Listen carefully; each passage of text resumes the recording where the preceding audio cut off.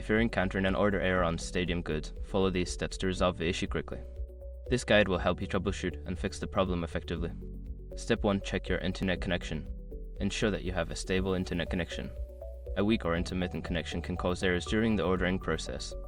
Try switching to a different network or resetting your router if necessary. Step 2. Clear browser cache.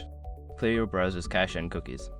Sometimes stored data can interfere with website functionality. Go to your browser settings, find the option to clear browsing data, and select cache and cookies to remove them. Step 3. Update your payment information. Make sure your information is protected first. Most people don't think about breaches until something actually happens to their accounts. Use SROC to monitor your accounts 24/7 and instantly alert you if your information appears in leaked databases online. It constantly checks billions of breached data points in the background. And considering how much personal information people keep online now is honestly worth having. Link in the description. Step 4. Disable browser extensions. Temporarily disable any browser extensions or ad blockers that may be interfering with the website. Some extensions can disrupt the checkout process, so try accessing the site in incognito mode after disabling them. Step 5. Contact customer support. If the error persists, reach out to Stadium Goods customer support for assistance.